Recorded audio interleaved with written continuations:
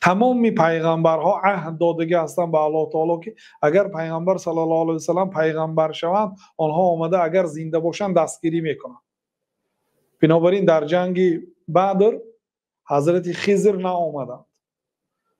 315 نفر یا 14 نفر یا 313 نفری که اشتراک کردند در جنگ بدر، در بین اینها حضرت خضر نبودند.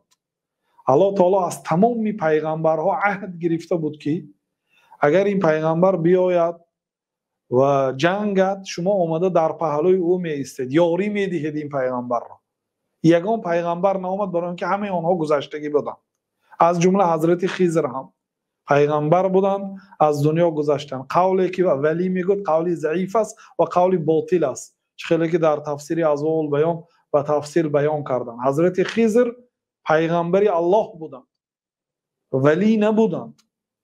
امام طحاوی گفتند که و نقول نبی واحد افضل من جمیع الاولیاء. عقیده اهل سنت و الجماعت، عقیده امام ابو حنیفه و ابو قاضی ابو یوسف محمد ابن حسن این است که و دیگر علما هم یک پیغمبر بهتر از تمام اولیاء.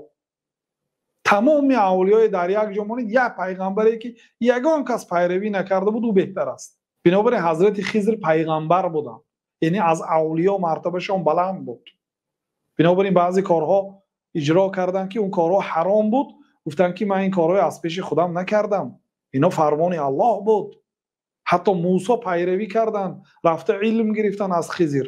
بنابراین خضر پیغمبر بودن و اومده در جنگ بدر اشتراک نکردن. پیغمبر صلی الله علیه و سلم گفتن که در روی زمین بهترین انسان ها را الله تعالی در جنگ بدر جمع کرد. با آنها 315 یا 313 نفر بودن.